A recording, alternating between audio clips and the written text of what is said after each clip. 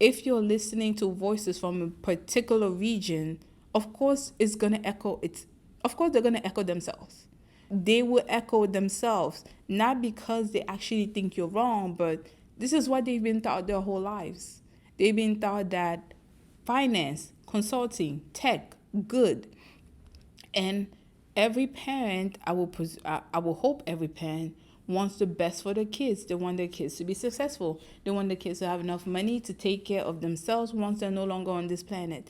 All of this is out of love. When your parents are pushing you towards something, some parents are bad, okay? But usually cultural aspects and cultural traditions, when they're centered over something, it is out of love. It is because they want you to be better. It is because they want the best for you. However, a balance needs to be made. If you are not passionate about these things, even if you're in there, even if you manage to get in, even if you're somewhat successful, you might feel like an imposter. You might feel like you can't live up to the pressure.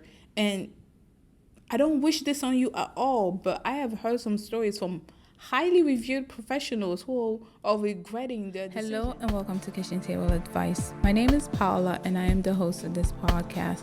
This podcast is a place where you can ask for any advice you want. It can be relationship, both platonic or romantic, career advice, or life advice. I wanted to create a space where people could ask questions without fear of rejection. I can't guarantee it will be good advice, but I can guarantee there will be no shame on my end. Your name will be anonymous and your identity will always be kept a secret. This is not professional advice, and I am not a licensed therapist or psychologist, and you are under no obligation to take this advice. Just think of this as advice you would get from a close friend on a kitchen table. So, let's begin. Hello, my wonderful gems. How are you? I hope you're doing amazing. If you're a returning gem, welcome back. If you're new here, hello, how are you? Make sure you set out the vibe, and if you like what you're listening to, then please feel free to subscribe to this channel and like this video. Alright, so as usual, we're just going to jump into the first story of the episode. And the title of the first story is How to Handle Everyone Telling Me I Won't Succeed at Getting a Good Career. So, let's jump in. My mother, father, brother, cousins, teacher from a workforce development program, and friends all think I don't work hard and I'm not able to study anything if I'm not quote unquote forced. They think I need to be in a course forcing me, not self-studying, and that the course has to be one I pay for, not a free one. My family thinks I can't take any learning seriously. They say the fact that I don't focus well in classes mean I'm not serious. They say the fact that I don't multitask with my hands in the kitchen while talking means I'm not a doer. They think I don't have good grades because my college pre-med courses were bad, even though they know I just overloaded them, and in part because an advisor pushed me. They said I don't learn because I failed to learn Python a few years ago after spending 4 months and only doing a few hours a day. I did a program while working full-time. It was a 3-hour class for 16 weeks.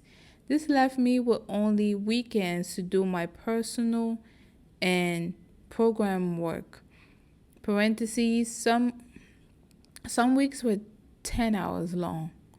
I couldn't do it all in a timely fashion. They said I'm now hardworking enough to get an intensive, high-paying career, as most high-posting careers available to me are intensive, like finance, consulting, and tech. I posted in different South Asian women support groups, and many women in there said the teachers were right. You didn't get it done. No excuses. You can't do it. Some got mean, and I left.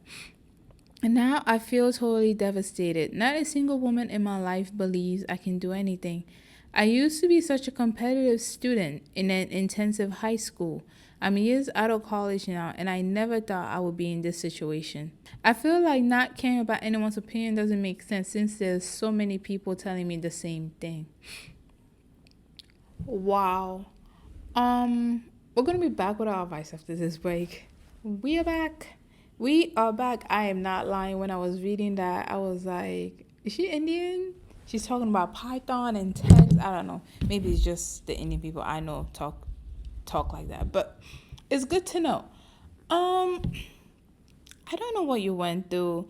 It just seems like from an outsider looking in, obviously there's some cultural aspects and cultural differences in here that I do not know and cannot relate to. So my advice will definitely be would not be sufficient enough. But I can definitely speak from a woman, an academic woman's perspective. It seems like you're not interested in this in what your family is trying to push you in. And yeah, that's all I'm getting from this. It seems like you need to find something that gives you joy. You need to find something that you actually like for you to be able to do it. It doesn't look like the path they're pushing you in, which, like you said, finances, consulting, and tech is really for you. Maybe you're more on the creative side. I don't know. I'm just spitting out ideas. So yeah, that was that's like the only thing that's coming to my mind. It looks like, especially if you were in a highly intensive program in high school and you did good, I don't think it's that you can't focus or you're not dedicated or you're not hardworking. It's just this does not interest you. And trust me, the same thing has happened to me. I tried to go into the tech field, and because I mean, they have money in the tech field. So I tried to go in the tech field just kind of see how it is. It was crap. And I was in a highly intensive program in high school and the same thing in college. And I was able to succeed in that, but I could not succeed in tech. It just means that this does not interest you. All I'm getting from this is that you're not motivated to do this, you don't really want to do this, and combined with the fact that you were working full time, you had classes, you had 3 hour classes for 16 weeks while working full time. You barely have time for yourself, you barely have time to relax. It I definitely understand the mentality of education is key, and if you want to succeed in this world, then you need to be educated and take anything at your disposal to put you in a better place. I get that, I understand that. However, I think that what parents like this don't tell us is that you also need to relax. You need to do something that you like. If it means, like I said, if it means walking out in the park and that brings you joy, please go do that. I think there might be a lot of pressure on you to excel, and maybe this is because of your background or your cultural expectation. Maybe something is expected of you, and it's making you feel lesser than, like you're not being understood. All I'm getting from this is finance, tech, and consulting might not be for you, but this does not mean you're not going to be a successful person. I know it's like I come from a culture where it's like you have to only be in these careers to be successful. And I'm slowly trying to learn that that's not the only path to success. You don't have to be in the tech field to be successful. You don't have to be a lawyer to be successful. You don't have to be in finance to be successful. There are multiple ways to be successful. There are multiple avenues. And and this is also why I give my advice of you have to know what you like and you have to know your dislikes, because it's much easier clocking in every single day at work for even 10 hours. I don't recommend that, okay? I do not recommend that, by the way. But it's much easier to clock in every single day if you actually enjoy what you're doing, if it brings you joy. It doesn't feel like work because it's fun, because you get to express yourself. You feel like you're contributing more. You're not just a cog in the machine, but you're actually contributing. And I feel like there's more joy and more passion in that than to just go into these fields that may seem respectable and may bring you accolade, and people might sing your praises, but you don't really like them. There's a reason why some professional fields have, I don't know if you guys are aware of this, but there are some professional fields that have a high rate of capital S. I can't say the word on YouTube, but no longer being on this earth by your own hands.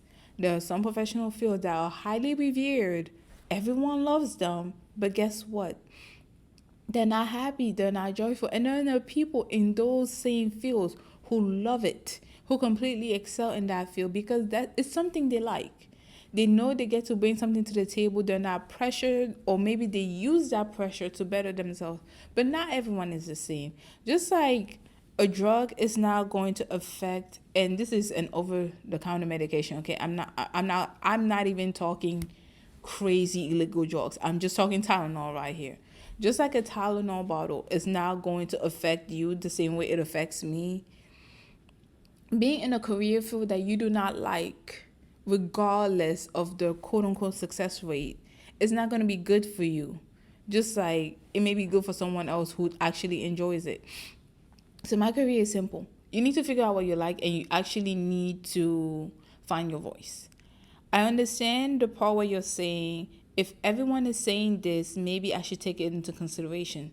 I like the fact that you're a realist. I like the fact that you're willing and able to listen to other people's opinion, not just tune them out because they don't agree with you. But because a lot of people are saying this, you are taking it into consideration. However, who are you getting your message from? Like I said, this might be a cultural thing, and I don't want to go against anybody's culture. I don't really know what kind of Southeast Asian, wait, I don't really know much about Southern Asian culture, so I'm not even going to presume to talk on that. However, if you're listening to voices from a particular region, of course of course they're going to echo themselves. Just like in my culture, there's some career paths that are revered more than others. They will echo themselves, not because they actually think you're wrong, but this is what they've been taught their whole lives. They've been taught that finance, consulting, tech, good. And every parent, I will hope every parent wants the best for their kids. They want their kids to be successful. They want their kids to have enough money to take care of themselves once they're no longer on this planet. All of this is out of love. When your parents are pushing you towards something, some parents are bad, okay? But usually cultural aspects and cultural traditions, when they're centered over something, it is out of love. It is because they want you to be better. It is because they want the best for you. However, a balance needs to be made. If you are not passionate about these things, even if you're in there, even if you manage to get in, even if you're somewhat successful, you might feel like an imposter. You might feel like you can't live up to the pressure. And I don't wish this on you at all, but I have heard some stories from highly revered professionals who are regretting their decision. But like I said, you really need to be careful about where you want to go as far as a career path comes in. But where was I going with that? Yes. So you need to listen to who you're getting your advice from. If you're only getting your advice from one place, it's gonna echo itself. They're all gonna sound the same. I also urge you guys, I know it can be difficult, but you have to broaden your horizon. Keep different people around you. If you're Southeast Asian and maybe you're only comfortable with Asian people, that's fine. There's nothing wrong with that. But keep different type of Asian people around you. Or if you're open to everyone else, then have friends from different cultures, different traditions, and different genders. And yes, sometimes your friends are not going to be able to relate to you because they don't know the cultural aspects and the cultural implication that you may be faced with on a daily basis. I do understand that. However, learning a different perspective can really broaden your horizon and open your eyes and not just keep you stuck in an environment that isn't fruitful for you. Maybe an aspect of another culture will be better for you than you being forced into this field. I don't know. But this is why I basically say the same thing over and over again. And I'm pretty sure if you've been here for a long time, you're like, oh my gosh, you keep saying the same thing. Yes, I keep saying the same things because that's it. That's the key. Go out and explore the world for everything it has to offer. Make friends with people from different cultures, different traditions, different life experiences. And in the midst of that, be open to trying new stuff. Some stuff you're going to like, some stuff you're not going to like. Some stuff you'll be like, I could do without this. Some stuff maybe occasionally you're going to like them. And it's in that development, in that exploration, in that expansion that you find out who you really are. You can't just get stuck in your house or in your bubble or in your culture and expect for something to happen to you. I wish it would happen that way, but it doesn't. All of us kind of have to leave the nest and figure out life on our own. And the second part of my advice, I think I forgot about this, but it just popped into my head. You need to find your voice. I can definitely relate to this to some part because of my cultural aspect. It can also, and I think this is where my culture and Asian culture are kind of almost the same, where you have to respect your elders. And as a child, as a younger person, she did not mention her age, by the way, but as a child or as a younger person, you really listen to what the voices of the elders are saying. In part, it is a good thing, but in another part, it can be stifling. So you need to be able to find your voice. You need to be able to determine what you like and what you dislike and stay rooted in your decision. Because I can only imagine if, let's say, this is just a hyper, it's just an example. Let's say finances, consulting, and tech is not for you. And you end up, exploring the world, like I said, finding different stuff, and you really find something you really, really like that is not in this box that your culture and your family has deemed successful. You come in front of your parents, they may tell you, we don't do that. We do this. This is what is going to bring you success. That other thing that you're trying to do, let's say it's dance, okay? Random example. I'm not saying dancers are broke, but it's just a random example.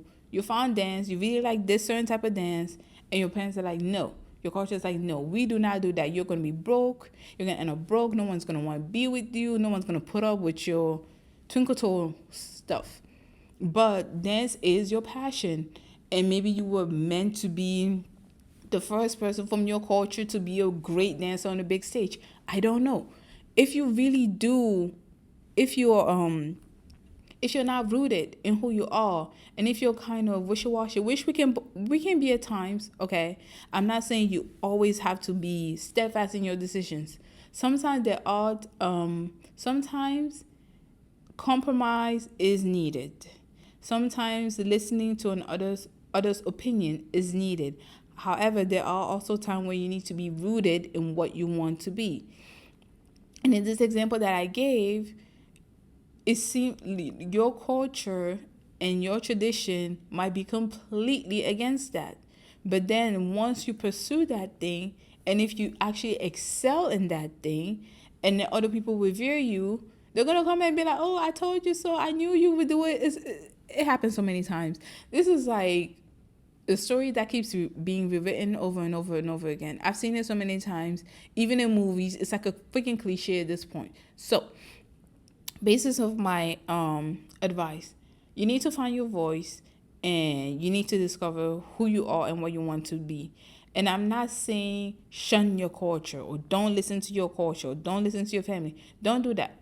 Keep their voices in mind. Okay, like you said, you feel like not caring about anyone's opinion doesn't make sense. I agree. You should keep their voices in mind. However, at the end of the day, it is your life. Your decision is the only one that you're going to have to live with for the rest of your life. You don't want to follow someone else's plan and end up regretting it.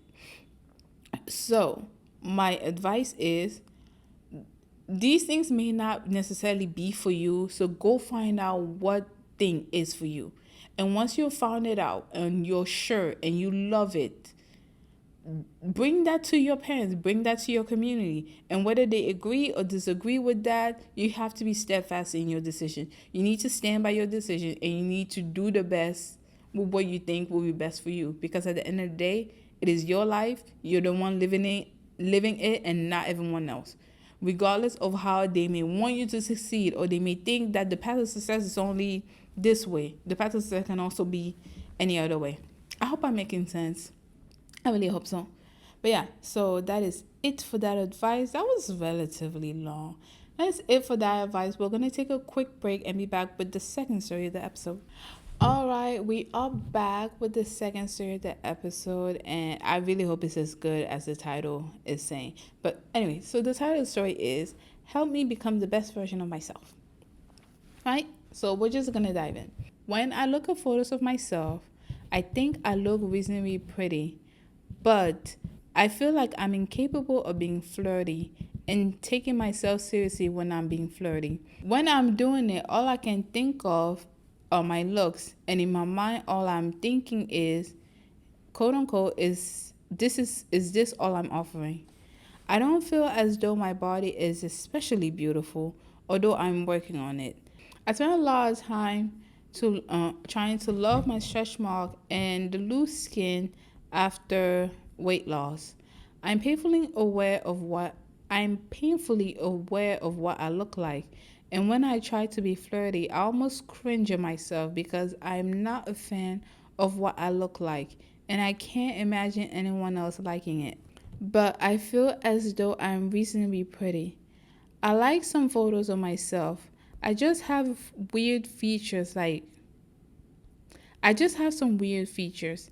And when I do my makeup or put effort into myself, I feel as though there's no point as I'll never be that pretty. I wish I could pretend I love what my body looks like. What are the steps to what are the steps to developing this confidence? I'm trying my best in the gym. I've been lifting since January and trying to slowly lose the remaining weight. But how do I improve my headspace? Also, how do I glow up in terms of my clothing? A lot of my clothing is stuff I wore when I was a UK size 18 and now I'm a size 8. I want to improve my style as well as boost my confidence. All of my current clothes are really business casual teacher vibe because those are all the clothes that could fit me during my teenage years. And I want to learn how to do my makeup and my hair a little better because of because for years I didn't see the point in investing in myself and my appearance. I might be looking too much into this, but from reading the text, it's I think you're beautiful, and I think you think you're beautiful, but some part of yourself may doubt it. And I don't know why, whenever I was reading this, I just kept repeating the same sentences over and over again. But it's like, I think it's like you do actually think you are pretty, but then there's a little doubt in your head that is making you question. So you have to kind of psych yourself out in a sense. Because I don't know why I just kept reading the same sentences. But, anyways, I think that's where this is kind of stemming from. You are beautiful. You do think you're beautiful, but maybe you think you need to improve here and there. You think that you're pretty, but not quite pretty. I don't know if this might be because of previous previous interactions with people who probably made you feel lesser than. As you've mentioned, you have your previous style was business casual teacher, and you wore these during your teenage years, which are the developmental years, and we all know teenagers can be ruthless and mean. I'm only presuming. I do not know. She did not specify, but it seems like maybe you went through an unpleasant time during your teenage years, which may or may not have motivated you to lose the weight or to try to be the size that you may have always wanted to be. And now that you are close to that size, you do feel more beautiful, or maybe you feel more content in your body, but there's still a voice in your head that is saying the opposite.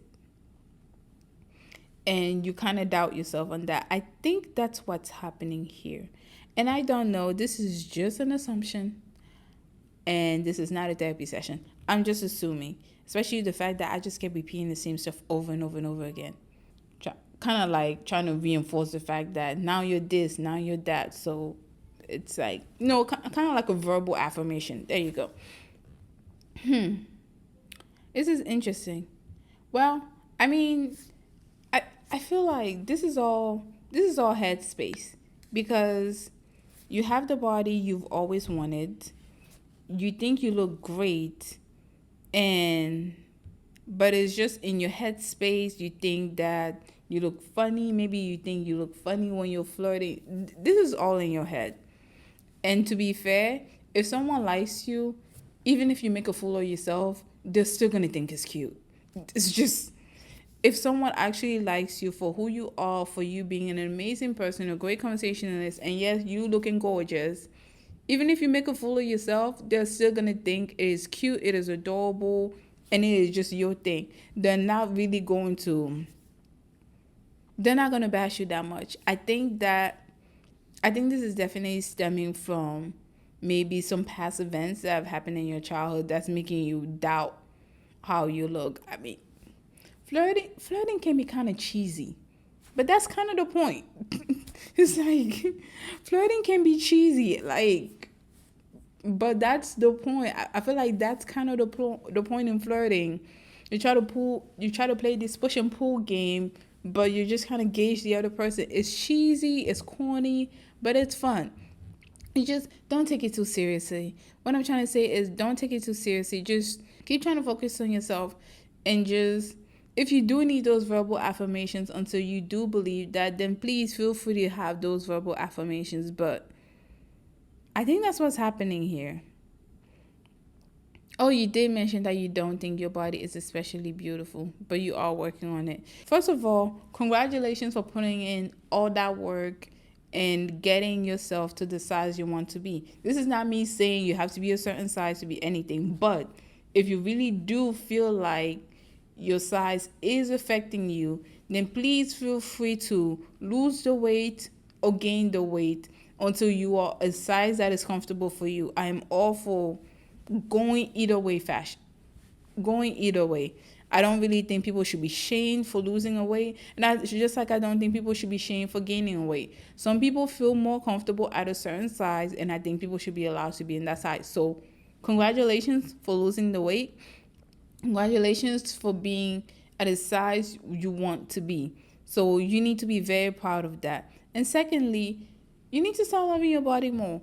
It may not, quote unquote, look the way these other people are looking online, which is fine. However, your body, celebrate its functionality. Celebrate the way it looks. Celebrate the fact that it is able to take you from point A to point B. I think all of those can be celebrated. The fact that your body was able to go through transformations and still be able to be there for you, be able to sustain life for you. What am I saying? I don't know. I don't know where I was going with that. It's like I was thinking of something and it just left my mind. I am so sorry. But yeah, just celebrate that. And secondly, don't be afraid to experiment. It seems like before you didn't really experiment with your makeup, you didn't really experiment with your hair because you felt like what was the point? And again, this is why the crux of my advice is probably based on previous relations or previous encounters with people where you feel like what's the point if you put in this effort, no one is really going to see you. Anyway, they're just going to ignore you. But I think that don't be afraid to try. Don't be afraid to don't be afraid to try if you want to. Just with makeup, with hair, or with fashion, just start small. Small steps, or look at stuff that other people are doing, and you don't have to copy all of it. Just start small. Start with lip gloss, maybe rouge, and maybe concealer, and slowly but surely just add one more thing until eventually you'll be able to do it the way you want. And again, with makeup, just try to, make it fit your face. That's all I can say. But this is the same thing with just hair. Just try on different hairstyles until you find the one that works for you and the one that you like. Same with fashion. Don't be afraid to try stuff, but start small. Don't just completely revamp your wardrobe. Just start small pieces here and there until you find out which one is your actual style. But that's it. That's all. But yeah, I think this is just like you just need to give yourself more love and appreciate yourself and be grateful for your body for taking you through such a transformation, especially since that was a transformation you wanted. But yeah, that is it for this episode. So thank you so much for listening to this.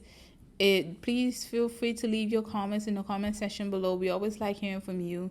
If you have any stories you want us to relay our advice on them, please feel free to send us your stories on our Gmail account, which is kitchentableadvice@gmail.com. We love hearing from you there, and that's primarily our main mode of contact. Our social medias, we're not really big social media people. So if you have reached us on social media and we have not responded, I apologize. Our primary mode of contact is our email account, which is kitchentableadvice@gmail.com. That is where we're currently getting some of our stories as well as business inquiries. So if you want to reach out, that will be the place. Thank you so much for spending your day with us. We hope you were able to learn something new, and we'll see you next week. Bye.